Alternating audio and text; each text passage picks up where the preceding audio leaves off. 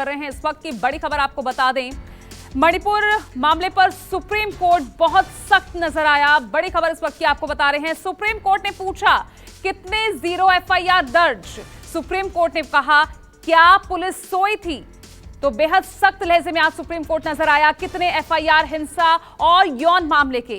Supreme court ने केंद्र मणिपुर सरकार से इस पूरे मामले पर जवाब मांगा है। कई अहम सवाल आज पूछे हैं और बेहद सख्त सुप्रीम कोर्ट होता हुआ इस मामले पर नजर आया है। सीधे सीधे पूछा कि कितने जीरो एफआईआर दर्ज हुए हैं, आखिर क्या पुलिस सोई थी। इसके अलावा सुप्रीम कोर्ट ने यह भी पूछा कि आखिर मणिपुर हिंसा में कितने एफआईआर हिंसा और यौन के मामले दर्ज हुए हैं। प्रभाकर मिश्रा मेरे वरिष्ठ सहयोगी जुड़ रहे हैं ज्यादा जानकारी के साथ। मैं जानना चाहूंगी प्रभाकर, आज एक बार फिर से पहले सुप्रीम कोर्ट स्वतः संज्ञान लेते हुए नजर आया, आज एक बार फिर सख्त नाराजगी जाहिर करते हुए कड़े सवाल पूछे सुप्रीम कोर्ट की तरफ से। देखिए, निश्चित तौर पर सरकार की ये कोशिश थी। जब सरकार ने हलफनामा दायर किया था पिछली बार बृहस्पतिवार को, तो सरकार की कोशिश थी कि सरकार वो सब सुप्रीम कोर्ट के सामने कह दे कि सुप्रीम कोर्ट को कोई जवाब, सुप्रीम कोर्ट को कुछ कहना नहीं पड़े। लेकिन बावजूद उसके आज सुप्रीम कोर्ट ने एक सवाल पूछा, वो भी देश के सबसे बड़े विधि अधिकारी से, अटॉर्नी जनरल से, कि अटॉर्नी जनरल मिस्टर अटॉर्नी, 4 मई की घटना है जब महिलाओं को नंगा करके परेड किया गया था और 18 मई को 0 एफआईआर दर्ज हुआ। इस दौरान पुलिस क्या कर रही थी?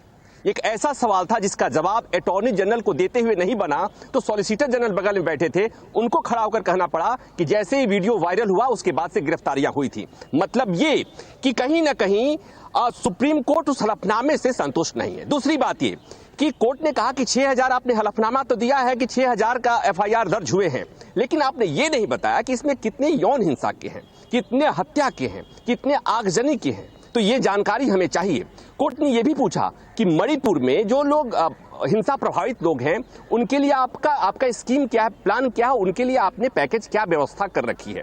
दूसरी महत्वपूर्ण बात हमारे दर्शकों को जानने के लिए भी कि बार बार ये मांग हो रही है, जो 2 पीड़ित महिलाएं हैं उन्होंने कहा कि इस मामले की सीबीआई जांच नहीं होनी चाहिए। उन्होंने इसका विरोध किया। उन्होंने कहा इस मामले की जांच एसआईटी करे। और चूंकि आपको याद है कि चूंकि ये मामला सुप्रीम कोर्ट ने स्वतः संज्ञान लिया था, तो जाहिर सी बात है कि उन पीड़ितों की आवाज सुप्रीम कोर्ट को सुननी है। इसलिए सुप्रीम कोर्ट ऐसा लगभग तय हो गया है कि सुप्रीम कोर्ट इस मामले में एसआईटी का गठन करेगा। याचिकाकर्ताओं की तरफ से कुछ सदस्यों के नाम सुझाए गए हैं, तो एसआईटी का गठन करेगा। आदेश भले नहीं आया है, कल 2 बजे दोपहर सुनवाई होगी। कोर्ट आदेश दे सकता है कि एसआईटी का गठन हो और साथ ही साथ एक टीम का भी गठन होगा जिसमें अलग अलग सेक्टर के लोग जाएंगे मणिपुर में और वहां पर जो हिंसा प्रभावित लोग हैं उनके जख्म को हील करने की कोशिश करेंगे। ये सुप्रीम कोर्ट ने आज कहा है। एक और महत्वपूर्ण बात जो अमूमन अदालतों में नहीं होती हैं, टेलीविजन डिबेट्स में होती हैं, बंसुरी स्वराज, आप लोगों में से कुछ लोग नाम जानते होंगे, सरनेम से आपको पता हो गया। सुषमा स्वराज, स्वर्गीय सुषमा स्वराज की बेटी हैं और सुप्रीम कोर्ट की वकील हैं। वो सुप्रीम कोर्ट में खड़ा हुई, उन्होंने एक हस्तक्षेप याचिका दायर की थी और उन्होंने वो बात कह दी जो सामान्यतया या तो व्हाट्सएप पर, फेसबुक पर या टेलीविजन के शोज में जो सवाल किए जाते हैं कि माय लॉर्ड, मणिपुर अकेला अपना इंसिडेंट नहीं है, मणिपुर की जैसी घटना पश्चिम बंगाल में भी हुई है। और उन्होंने केरल का नाम लिया, उन्होंने छत्तीसगढ़ का नाम लिया, उन्होंने राजस्थान का नाम लिया। हालांकि सीजीआई को वो बात पसंद नहीं आई। सीजीआई ने कहा कि आप क्या चाहती हैं, आप ये कहती हैं कि अगर इन जगहों पे बात नहीं हो तो हम मणिपुर की बात न करें। तो कुल मिलाकर ये कि थोड़े समय के लिए ऐसा लगा कि हम सुप्रीम कोर्ट की सुनवाई नहीं सुन रहे हैं, हम पार्लियामेंट या टेलीविजन का डिस्कशन सुन रहे हैं। तो कुल मिलाकर ये कि सरकार बैकफुट पर दिखी। सुप्रीम कोर्ट ने तल्ख सवाल पूछे हैं, सवालों का जवाब देना है। कल एक बार फिर सुनवाई होगी और इतना तय है, इतना। दूसरी बात एक और कि तमाम याचिकाकर्ताओं और पीड़ितों ने यह कहा कि उनको मणिपुर और केंद्र सरकार पर भरोसा नहीं है।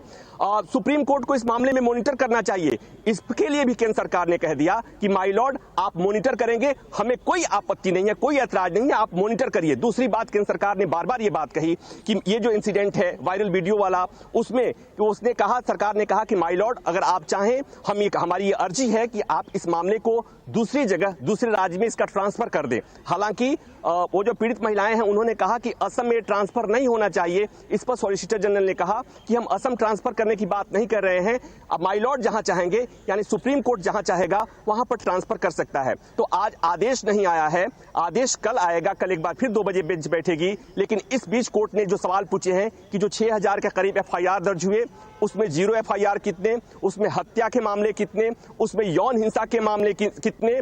लेकिन एक बात और, सुनवाई शुरू होते ही जो सीजेआई ने जो बात कही थी कि केंद्र सरकार के हलफनामे से ही जाहिर होता है कि वो इकलौता घटना नहीं था जो वीडियो वायरल हुआ था, वैसे और भी तमाम घटनाएं हैं।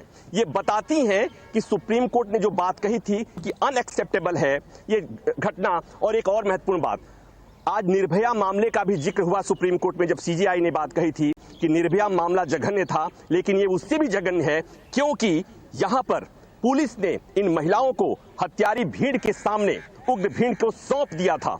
तो मतलब ये कि ऐसे सवाल हैं जिसका जवाब केंद्र सरकार के पास और मणिपुर सरकार के पास तो नहीं होगा, फिर भी सरकारें हैं, कोशिश कर रही हैं कि कम से कम फर्जियत हो, बट फिर भी देश की सबसे बड़ी अदालत है, जब उसका कॉन्सेंस जगा हुआ है, उसको अगर वो बेचैन हुई। एक बात और कोर्ट ने कही, सीजीआई ने कही कि हमने पहले कहा था कि हम इसमें दखल नहीं देंगे। अगर सरकारों ने अच्छे से काम किया होता, अपनी जिम्मेवारी निभाई होती, तो आज इसमें कोर्ट को दखल देने की जरूरत नहीं थी। और आपको याद होगा, तब भी कोर्ट ने कहा था, जब याचिकाकर्ताओं ने मांग करी थी कि माय लॉर्ड, इस मामले में कोर्ट को दखल देने की जरूरत है, और तब ने कोर्ट ने कह दिया था कि किसी राज्य में कानून व्यवस्था बनाए रखने की जिम्मेवारी चुनी हुई सरकार की होती है, अदालतों की नहीं होती है। लेकिन बाद में उसी अदालत ने हस्तक्षेप किया, स्वतः संज्ञान लिया, क्योंकि जब कहते हैं ना पानी सर से ऊपर हो जाए, जब सरकारें फेल हो गई, सरकारें वहां शांति व्यवस्था स्थापित करने में विफल हो गई, जब वहां पर नंगी महिलाओं को परेड कराया गया, उसके बाद सुप्रीम कोर्ट को लगा कि अब दखल देने का समय आ गया है। तो सुप्रीम कोर्ट अब दखल दे रहा है, सुप्रीम कोर्ट दखल देगा, कल एक बार फिर सुनवाई होगी, एसआईटी का भी गठन हो सकता है, कमेटी भी बनेगी, और सुप्रीम कोर्ट हो सकता है कि इस मामले में जांच को मॉनिटर भी करे। ठीक है, बहुत बहुत अहम जानकारी आपने दी है प्रभाकर मिश्रा। और अब कल जब मामले की सुनवाई होगी तो उस पर भी सभी की निगाहें टिकी रहेगी। इस बीच वकील का क्या कहना है इस पूरे मामले पर, सुनिए। The learned AG as well as the learned Solicitor General to what will be the form of mechanism to deal with this issue.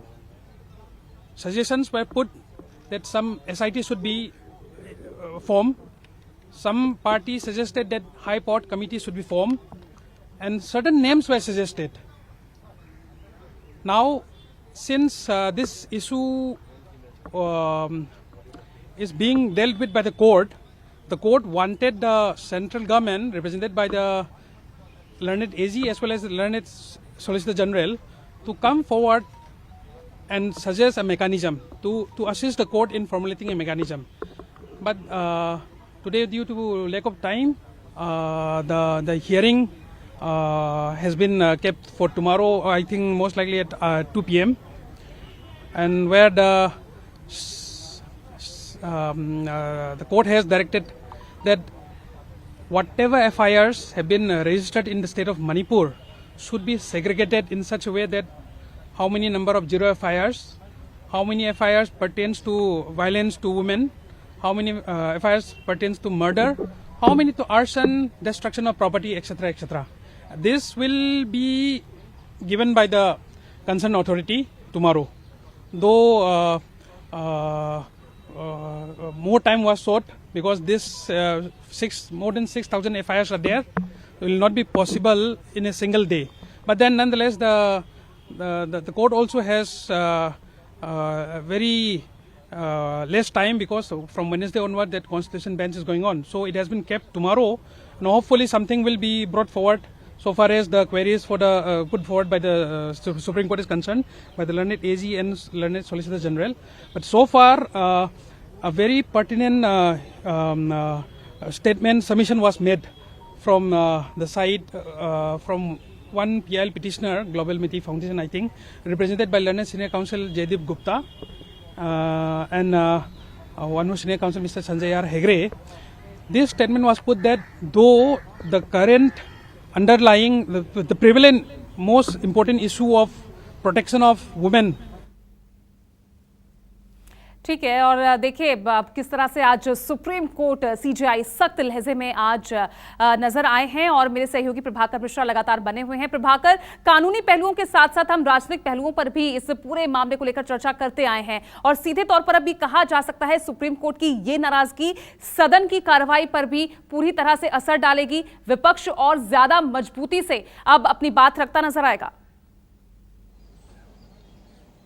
देखिए, निश्चित तौर पर इसलिए कि अदालत के भीतर, देश की सबसे बड़ी अदालत के भीतर जो ऑब्जर्वेशन आते हैं उसके भी मायने होते हैं, उससे ऑपोजिशन को और फ्यूल मिल जाता है। तो यहां पर जो सवाल है वो सवाल है कि 4 मई क्या वो वीडियो था जो महिलाओं को सड़क पे घुमाया गया था कपड़े निर्वस्त्र करके, उसके बाद 18 मई को 0 FIR दर्ज हुआ।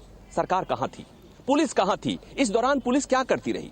तो ये एक ऐसा सवाल है जिस सवाल के आसपास ही पूरी सियासत हो सकती है। लेकिन मुझे लगता है कि उसके अलावा एक इतर बात होती है, वो ये कि सियासत, वैसे मैंने पहले भी कहा, अपने दर्शकों को फिर एक बार याद दिला दूं कि जो सियासत बाहर हो रही थी, जो संसद में हो रही थी, जो सड़क पे हो रही थी, जो टीवी के डिस्कशन पे हो रहे थे, एक बार यहां पर भी सुप्रीम कोर्ट के भीतर भी हुआ, जहां पर यह बात की गई कि माय लॉर्ड केवल मणिपुर की चर्चा मत कीजिए, पश्चिम बंगाल की भी चर्चा होनी चाहिए, राजस्थान की भी चर्चा होनी चाहिए, केरला की भी चर्चा होनी चाहिए। तो गुंजाइश इसमें बहुत है, लेकिन यह विडंबना ही कहें कि जिस मामले में पूरे देश को मणिपुर की उन बेटियों से माफी मांगनी चाहिए, उस देश में उस मसले पर सियासत हो रही है। और जिस मसले पर सुप्रीम कोर्ट ने पहले कह दिया था कि मणिपुर के मामले में हम दखल नहीं देंगे, इसलिए कानून व्यवस्था बनाए रखने की जिम्मेवारी आपकी है, लेकिन बाद में सुप्रीम कोर्ट अब कह रहा है कि अगर आपने समय रहते इस कदम उठाया होता तो हम उसमें दखल नहीं दिए होते। अब सुप्रीम कोर्ट फटकार लगा रहा है। और एक बात और, मैं बहुत दिन से सुप्रीम कोर्ट कवर कर रहा हूं। अटॉर्नी जनरल देश के सबसे बड़े विधि अधिकारी होते हैं, उनके पास सारे सवालों के जवाब होते हैं, लेकिन आज एक ऐसा मौका था जब एक छोटे से सवाल का जवाब, जो बहुत बड़ा सवाल हो गया, जब उनसे कोर्ट ने इतना सा पूछ लिया कि ये बताइए 4 मई की घटना थी और 18 मई को 0 FIR दर्ज क्यों हुआ? अटॉर्नी जनरल के पास ये जवाब नहीं था, वो बहुत असहज थे और इसलिए सॉलिसिटर जनरल को आकर खड़ा होकर के बताना पड़ा। तो मतलब ये कि सवाल है जिसका जवाब जनता भी चाहती है, और इसीलिए तो पार्लियामेंट में डिस्कशन की मांग हो रही है। तो वहां हो या नहीं हो, यहां देश की सबसे बड़ी अदालत में डिस्कशन हो रहा है और अदालत को जो लग रहा है वो कर रहा है। हालांकि ये बात तय है कि जैसे ही वहां पर हिंसा की घटना शुरू हुई, उसी समय मामला सुप्रीम कोर्ट आ गया था और बार बार सुप्रीम कोर्ट से मांग की गई कि माय लॉर्ड इसमें दखल दीजिए, इसलिए कि इसमें सरकार विफल है, सरकारें विफल हैं, और सुप्रीम कोर्ट बार बार इस मामले को टालता रहा। लेकिन अब सुप्रीम कोर्ट को लग रहा है कि हाँ, इसलिए कि मुझे याद है जून के पहले सप्ताह में सुप्रीम कोर्ट में सुनवाई हो गई थी, और अब उसके बाद जब तमाम चीजें बिगड़ गई, स्थिति बिगड़ गई, तो अब सुप्रीम कोर्ट की भी नींद खुली है।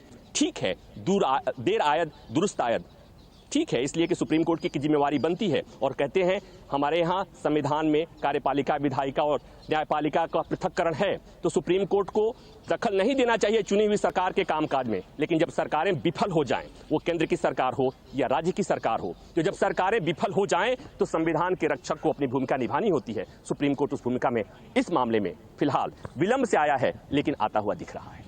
ठीक है, बहुत बहुत शुक्रिया आपका प्रभाकर इस तमाम जानकारी के लिए।